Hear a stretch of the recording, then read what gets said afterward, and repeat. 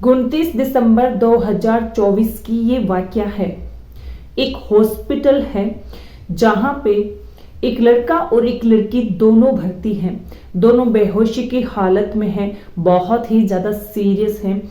ना hospital staff बल्कि जो उनके बारे में जानते थे वो भी उनको लेकर बहुत चिंतित थे और हर कोई इंतजार कर रहा था उनके होश में आने का।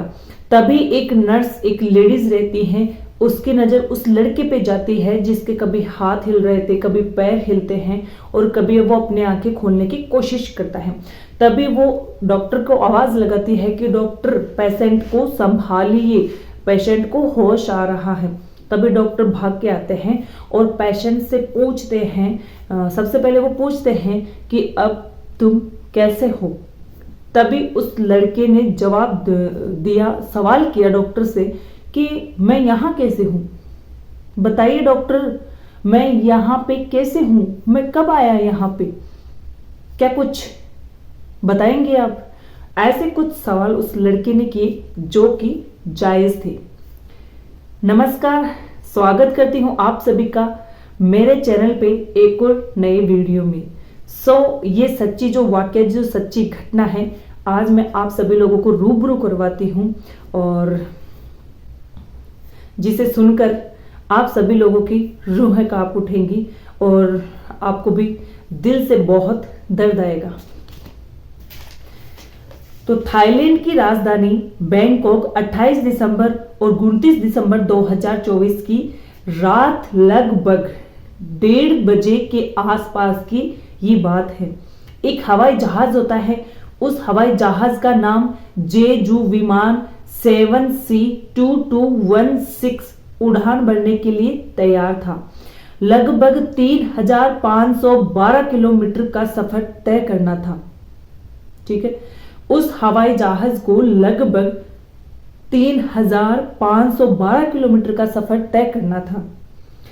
साउथ कोरिया का मुआन अंतरराष्ट्रीय हवाई अड्डा है, वहां पर इसको पहुंचना था। जी, साउथ कोरिया का जो अंतरराष्ट्रीय जो हवाई अड्डा है वहां पे उसको पहुंचना था, जहां पे इसको लगभग ये मानो कि कम से कम भी इसको 6 या 7 घंटे वहां पे पहुंचने में लगते।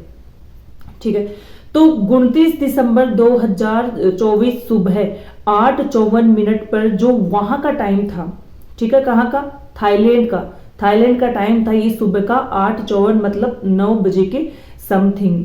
ओके, 100 उस हवाई जहाज में टोटल सीट थी 189 और उसमें जो सफर करने वाले मुसाफिर थे वो थे 175 मुसाफिर थे और इनकी सेवा के लिए 6 क्रू मेंबर होते हैं। ठीक है, 6 क्रू मेंबर्स का मतलब है उस हवाई जहाज में टोटल 189 सीटें थी जिसमें 175 मुसाफिर थे। मुसाफिर मतलब आने वाले, मतलब उसमें जो सफर करने वाले थे ना वो, और 6 थे क्रू मेंबर। ऐसे टोटल क्या है कि 181 लोग उसमें उस हवाई जहाज में थे। ठीक है, तो वो सभी लोग काफी थे। अब जैसे क्रू मेंबर्स में आप समझते होंगे, जानते होंगे, क्रू मेंबर्स में जो हेल्पर्स होते हैं और मतलब कि उनमें पायलट भी होता है, सहायक भी होते हैं, ये सारे आ जाते हैं। ये अलग से व्यवस्था की होती है उस हवाई जहाज में मुसाफिरों के लिए। ओके, तो उन्हें टोटल कुल मिलाकर ये 181 लोग उस हवाई जहाज में थे। जैसे ही तो आप सभी लोगों को, जैसे हम सभी लोग जानते हैं कि जब टाइमिंग होता है तो सभी आवाज लगाते हैं कि अब आप लोग अपनी अपनी सीट में आके बैठ जाइए या सीट बेल्ट लगा लीजिए। जो भी दिशा निर्देश होते हैं उनको कि उस हवाई जहाज में कैसे क्या होता है, कब बैठना होता है, कब सीट बेल्ट लगाना होता है, और ये सारे जो है संकेत उन्हें दे दिए जाते हैं और उन्हें बता दिया जाता है कि इस टाइम पे अब हमारा हवाई जहाज रवाना होने वाला है और आपको अब इस सफर में 6 से 7 घंटे लग जाएंगे जहां पे ये हवाई जहाज उतरेगा। ऐसे उन्हें दिशा निर्देश दिए जाते हैं। ओके, तो वह क्रिसमस मनाकर आए थे।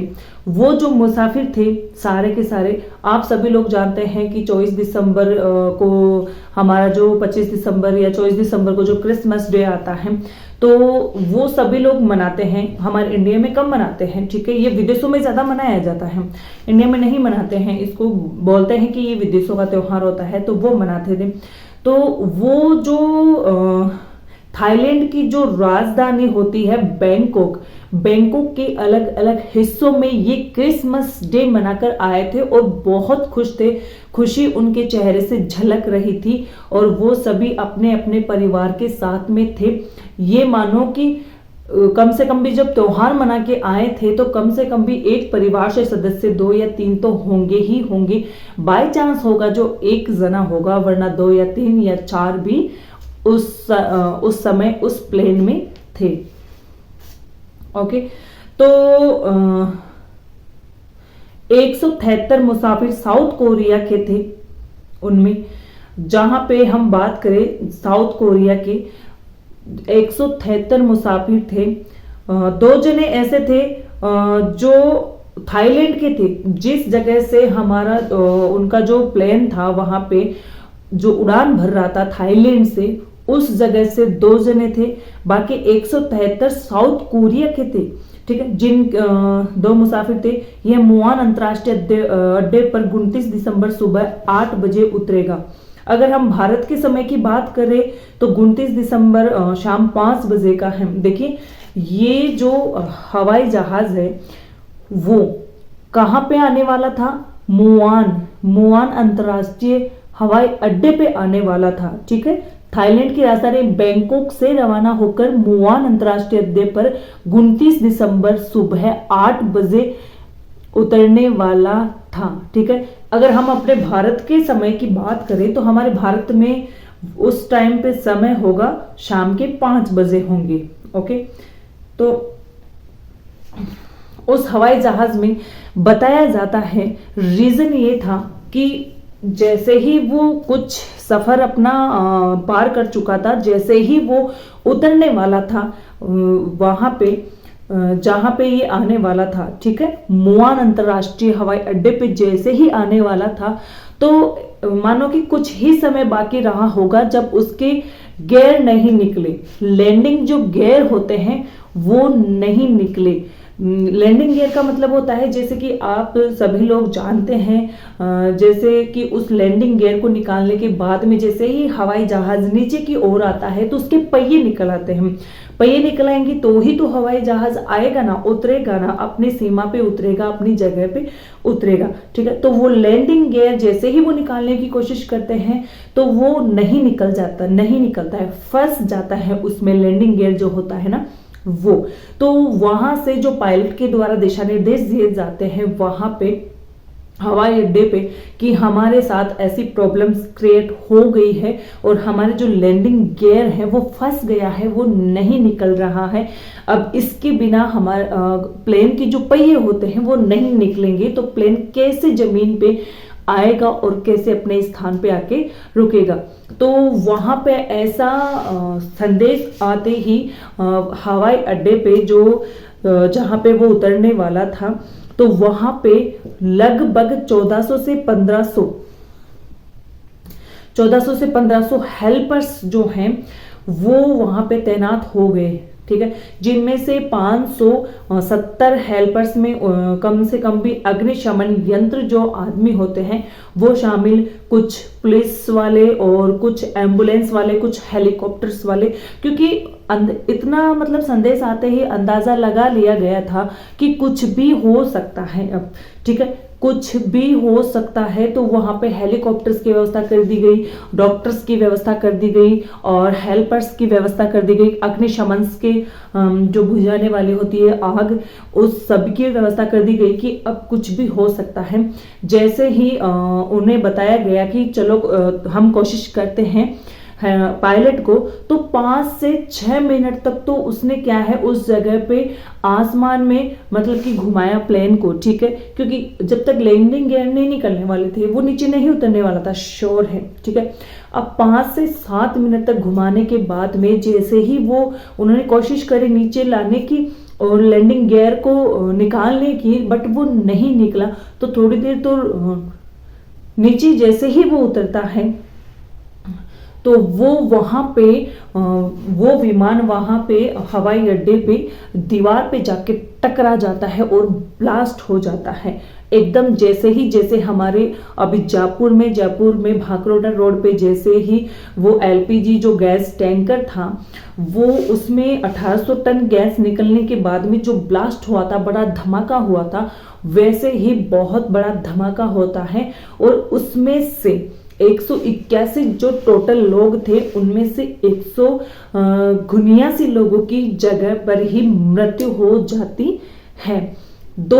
एक लड़का और एक लड़की वो जो हॉस्पिटल में एडमिट थे, जिनके होश में आने का इंतजार किया जा रहा था, वो ही 2 लोग ऐसे हैं जो बचे थे। चोट हालांकि उन्हें भी आई थी लेकिन उतनी नहीं आई थी, बेहोशी की हालत में वो गंभीर हो चुके थे, बट उनकी जान बच गई थी। अब सुनने में ये आता है कि वो कैसे बच सकते हैं, और 179 लोग वहीं पे कुछ जल गए, कुछ वहीं पे मर गए थे और कुछ वहीं पे घायल हो गए थे, कुछ घंटों के बाद में वो खत्म हो गए। लेकिन 2 वो ऐसे थे जो बेहोशी की हालत में थी लेकिन उन्हें ज्यादा चोट नहीं आई। जैसे ही प्लेन आधे से ज्यादा ब्लास्ट हो चुका था, वो जो 2 जने थे उस टाइम पे भाग के जो एरोप्लेन की जो पीछे का जो हिस्सा होता है, जैसे कि हम पूंछ बोल सकते हैं उसे, उसमें जाके फंस गए थे, जिससे कि उनको ज्यादा नुकसान नहीं पहुंचा और वो थोड़ी बहुत चोट लगने के कारण बेहोशी की हालत में हो गए थे। तो ऐसा था बहुत बड़ा धमाका। तो उसमें से उस लड़का और लड़की जो एडमिट थे, उसमें से लड़के का नाम था लू और लड़की का नाम था कुवन। कम से कम उम्र का लड़का अगर हम उस प्लेन में बात करें तो लड़का था 3 साल का। उस प्लेन में 181 लोग शामिल थे, उनमें से अगर हम सबसे कम उम्र की बात करें तो उनमें से एक लड़का था 3 साल का, उसकी सबसे छोटी उम्र थी। और सबसे बुजुर्ग की अगर हम बात करें तो वो था ज्यादा से ज्यादा 78 साल का। अब देखो कि मरने वालों की जो संख्या है वो 78 से 3 साल के बीच में, ऐसे मानो कि बहुत बड़ा सदमा सा है हकीकत में, है ना। तो ऐसे उनकी उम्र रही है। और रही बात पायलट को लेकर कि पायलट मतलब जो पायलट का जो एक्सपीरियंस है वो क्या कहता है, तो पायलट का जो एक्सपीरियंस है वो कहता है 2019 से पायलट की बात करें तो 6800 घंटे का अनुभव था पायलट को। ठीक है, 2019 से 6800 घंटे का अनुभव पायलट को था, काफी अच्छा अनुभव था। हालांकि पायलट की इसमें कोई गलती नहीं है, लैंडिंग गियर फंसने में, लैंडिंग गियर और किसी रीजन से भी फंस सकता है, उसमें कोई भी इशू नहीं है। और माना जाता है थाईलैंड का ये सबसे बड़ा हादसा रहा है आज से आज तक का। जब रिसर्च किया गया, जब पता चला जांच पड़ताल से कि ऐसा किस कारण हुआ, कैसे लैंडिंग गियर फंस गया है, तो बताया गया है कि पक्षियों का जत्था जो होता है, जुट जो होता है, उसको टकराने से भी प्लेन जब ऐसे होता है तो उस कारण वो जो लैंडिंग गियर है वो फंस गया होगा, ऐसे माना जाता है। बाकी होना था वो तो हो गया है। और अब क्या कहना, जब 179 लोगों की ऐसे मौके पर ही मौत हो जाती है तो बहुत बड़ा सदमा होता है। और ये थाईलैंड का सबसे बड़ा हादसा है, इतना बड़ा जो इतने लोगों की मृत्यु एक साथ हुई है। तो इस वीडियो को हम यहीं पे एंड करते हैं और एक और नई न्यूज के साथ में हम नेक्स्ट बार मिलेंगे। तब तक के लिए अच्छे रहिए, स्वस्थ रहिए, हंसते रहिए, मुस्कुराते रहिए, अपने और अपना परिवार का पूरा अच्छी तरीके से ध्यान रखिए। जय हिंद, जय भारत।